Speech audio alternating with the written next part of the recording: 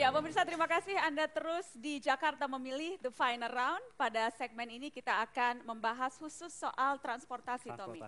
Dan dalam berbagai kesempatan masing-masing kandidat, baik pasangan nomor 1 maupun pasangan nomor 3 sudah sedikit mengutarakan apa sesungguhnya rencana yang akan mereka lakukan jika mereka terpilih menjadi Gubernur DKI Jakarta. Kita akan simak sama-sama cuplikan pernyataan masing-masing kandidat.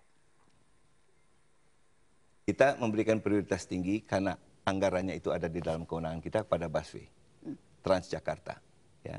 Saya memang mengharapkan bisa membangun 15 koridor, sisanya 8 dibangun Pak Sutioso. Ya. Sampai dengan akhir tahun 12 kita akan selesaikan 4 koridor. Kemudian lebih lanjut lagi, bis yang kita laksanakan. Dulu 400-an, pada akhir tahun 2012 ini jumlah bis akan menjadi 746. Bertahap akan dipenuhi mulai dari bulan Juni, September, dan sampai akhir tahun. Dalam jangka pendek, dari koridor sekarang 11, penuhin semuanya 15, dengan bis yang penuh, ya di antara bis dengan bis itu terpautnya tidak lama, 5 menit paling tidak. Tetapi dalam jangka yang agak sedang, itu memang busway-nya nanti diarahkan ke pinggir kota. Untuk angkutan di pinggir kota, yang ini yang untuk jalur-jalur yang padat diganti dengan rail bus. Ada relnya, kemudian bisa di atasnya bisa diberi rail bus. Ya, itu dia pernyataan dari kandidat nomor 1 dan juga kandidat nomor 3. Pak Fauzi Bowo, Pak Joko Widodo, saya ingin jelaskan dulu aturan main pada segmen ini. Host akan mengajukan pertanyaan awal untuk masing-masing kandidat mengenai isu yang spesifik. Nah, tiap kandidat akan mendapatkan waktu 4 menit untuk menjawab pertanyaan awal dan juga pertanyaan lanjutan yang akan diajukan oleh host. Jadi total durasi 4 menit untuk tanya jawab antara host dan juga masing-masing kandidat. Baik, kita akan spesifik sekarang masuk ke tema yang pertama. Anda bisa lihat di screen, kita akan fokus pada transportasi. Ya, Pak Fauzi dan Pak Joko, ini adalah gambaran umum kondisi transportasi di ibu kota. Pertumbuhan kendaraan tidak sebanding dengan pertumbuhan ruas jalan. Sementara juga kita lihat jumlah kendaraan meningkat 9,5% per tahun, sedangkan ruas jalan hanya tumbuh 0,01% per tahun. Belum lagi kalau kita bicara pertambahan angkutan umum yang juga masih terbatas. Ilustrasinya singkat saja, kalau kita sedang pulang kantor menunggu busway itu panjang sekali sampai mengular antriannya. Dan jika ini berlanjut sampai 2014 diperkirakan Jakarta akan macet total. Pertanyaan ini adalah untuk kandidat nomor 1, Pak Fauzi Bowo. Pak Fauzi, rencana besar moda transportasi massal yang menjadi program Pemprov dan yang Anda gawangi sebagian besar, yang besar-besarnya Pak, MRT, busway, monorail, jalan layang tol, dan juga yang non-tol. Yang ingin saya fokuskan tapi bukan pada program yang besar-besar itu Pak Fauzi, tapi yang juga ditenggarai menjadi salah satu penyebab kemacetan ibu kota, yaitu soal angkutan umum yang kecil-kecil. Kalau kita misalnya bicara angkot dan mikrolit yang belum tertata dan beroperasi dengan baik. Ya. Dari segi manajemen, trayek, kepemilikan, legalitas kendaraan, yang paling serius juga soal menumpuknya jalur trayek. Waktunya 4 menit untuk menjawab, Pak. Apa yang telah Anda lakukan untuk masalah ini dan kenapa sepertinya belum tampak nyata hasilnya? 4 menit dari sekarang. Saya ingin mengawali dengan preambul sedikit. Mohon izin diperkenankan. Assalamualaikum warahmatullahi wabarakatuh. Hari ini untuk kesekian kalinya kita disuguhi dengan debat kandidat. Ada yang sudah bosan, tapi ada juga yang masih penasaran. Ya. Saya tentu menggantungkan cita-cita saya setinggi gunung, ya, karena kecintaan saya kepada kota ini. Ya, boleh kemudian langsung fokus spesifik tunggu ke dulu, pertanyaan, boleh saya selesaikan dulu ini. Waktunya ya. tapi berjalan terus, Tahu Pak saya, ya. Jadi saya semakin yakin dan bersyukur karena telah mendapatkan dukungan dari tokoh-tokoh utama yang sekarang juga turun gunung untuk membantu saya, antara lain menyelesaikan masalah kemacetan ini. Ya. Trayek yang begitu banyak dan kendaraan kecil-kecil yang terlalu banyak, ini tentu menambah rumit kemacetan. Karena kendaraan kecil, angkutannya itu, daya angkutnya tidak terlalu besar. Dan kemudian tentu dia akan meminta space yang banyak. Betul. Oleh karena itu ke depan, ya, kita akan mencoba untuk mengakomodasikan kepentingan ini ya, dengan kendaraan yang lebih cocok ukurannya. Sebab angkutan itu bukan masalah modanya. Masalah adalah daya angkutnya dan kebutuhan. Kalau kita kebutuhannya tinggi, kita selesaikan dengan jenis angkutan yang kecil, maka ini tidak akan menyelesaikan masalah. Oleh karena itu, sekali lagi kita harus mencari moda angkutan yang cocok untuk kebutuhan angkutan tertentu. Dari itu mengapa sekarang kita luncurkan misalnya MRT di jalur Lebak Bulus kota. Baik, tapi Karena bagaimana daya dengan angkutnya permasalahan Pak? Tadi kan spesifik pertanyaannya permasalahan angkutan umum kecil. Apa yang sudah dilakukan oleh Pemprov untuk menata Tidak. mereka? Saya ingin utarakan kembali, jangan kita terkecoh, kecil besar. Yang jelas, kalau di situ dibutuhkan jenis angkutan, moda angkutan dengan daya angkut yang tinggi, itu tidak akan terselesaikan dengan moda angkutan yang tidak punya daya angkut tersebut.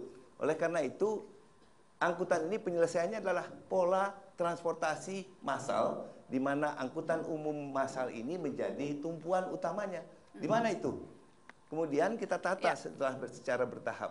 Nah, Yang utama secara bertahap itu Pak Fauzi, apa yang akan terjadi pada angkutan-angkutan umum yang angkutan lain? kecil ini tentu akan menjadi feeder dan bagian yang tidak terpisahkan. Tapi jangan berikan dia peran untuk menyelesaikan masalah yang besar. Artinya ini tidak akan diremajakan proporsional. Pak? Mereka akan diremajakan? Oh, pasti. Bajai pun kita remajakan di Jakarta. Sekarang peremajaan bajai itu berlangsung. Dengan maksud apa? Dia harus environmental friendly, harus ramah lingkungan, sehingga bajai yang baru ini menggunakan bahan bakar gas. Tapi rasionya tidak boleh tambah. Satu bajai yang lama kita ganti dengan satu bajai yang baru. Permasalahan satu lagi soal trayek yang tumpang tindih. Ada di satu daerah, begitu bertumpuk, di daerah lain bahkan sama sekali tidak ada kapasitasnya. Apa solusinya Pak Fauzi? Trayek itu tidak mungkin diberikan untuk yang tidak ada penumpangnya.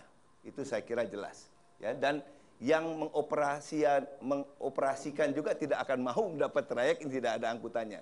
Yang biasanya jadi masalah, orang berebut trayek gemuk, ya, sementara trayek yang kurus itu peminatnya sangat sedikit. Apa yang sudah dilakukan untuk mengatasi itu, Yang Pak? perlu kita atur adalah sekarang bagaimana menempatkan ini secara proporsional.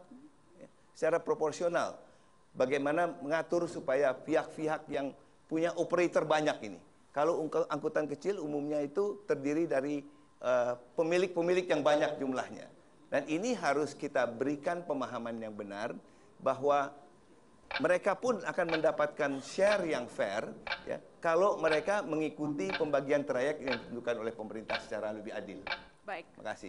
Terima kasih. Boleh aplaus ke Pak Fauzi Bowo. Silakan Tommy.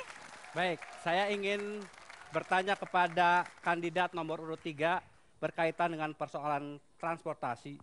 Dalam visi dan misi di berbagai kesempatan Pak Joko Widodo selalu mengatakan bahwa ingin dibentuk yang namanya Otoritas Transportasi Jabodetabek. Ini sebetulnya bukan hal yang baru karena dalam kerangka besar pembangunan transportasi Jabodetabek itu sudah masuk. Hanya memang belum pernah bisa diimplementasikan secara utuh. Pertanyaannya adalah, apa langkah yang spesifik akan dilakukan oleh Pak Joko Widodo untuk mendapatkan kewenangan pengelolaan Otoritas Transportasi Jabodetabek itu, dan bagaimana cara mendapatkan kewenangan itu? 4 menit dari sekarang Pak Joko. Iya, jadi yang namanya sebuah otoritas itu sangat diperlukan sekali. Karena DKI ini kalau tidak punya sebuah rumah, sebuah otoritas yang jelas, itu penyelesaiannya juga nggak akan rampung-rampung. Ada pemerintah pusat yang harus berada di sana, harus ada pemerintah DKI yang ada di sana, harus ada pemerintah di sekitar DKI juga yang harus ada di otoritas itu. Namanya Jabodetabek Land Transportation Authority. Itu di semua negara ada seperti itu. Bagaimana mendapatkan kewenangan itu Pak? Dengan mempunyai otoritas seperti itu, baru yang namanya penyelesaian secara terintegrasi transportasi yang ada di Jakarta dan sekitarnya itu bisa diselesaikan. Tentu saja dengan pendekatan komunikasi yang baik dengan pemerintah pusat, dengan pemerintah di sekitar DKI. Perlu saya sampaikan bahwa sebetulnya harusnya kantor-kantor yang ada di Sudirman, Tamrin, kemudian Kuningan, itu mestinya di sebaliknya, di dekatnya, 1-2 kilo dari situ mestinya ada rusun yang murah, apartemen yang murah, sehingga karyawan dan staf yang ada di kantor-kantor itu kalau mau ke kantor hanya berjalan kaki, atau hanya bersepeda, atau hanya naik bus tapi satu halte. Tetapi yang sekarang kan tidak, karena secara makronya ini tidak dikerjakan, sehingga karyawan dan staf itu berada di Depok, berada di Tangerang, berada di Bekasi, sehingga waktu pagi masuk semuanya. Dalam Inilah yang perkiraan Pak memacetkan. Jokowi, mohon maaf, Otoritas Transportasi Jabodetabek itu kapan bisa terbentuk? Berapa lama Pak Jokowi bisa meyakinkan bahwa otoritas itu terbentuk? Ini kan hanya masalah mudah, hanya masalah komunikasi. Hanya masalah komunikasi. Saya juga nggak tahu kenapa bertahun-tahun ini nggak bisa terlaksana rumah ini.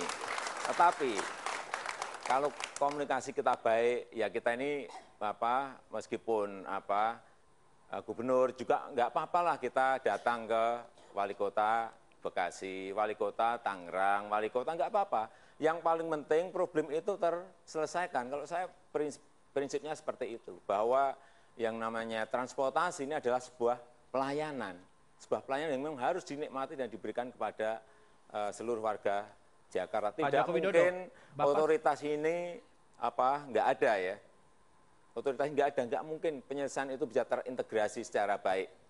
Bapak mengatakan bahwa untuk membentuk otoritas transportasi Jabodetabek itu dibutuhkan anggaran sekitar 123 triliun.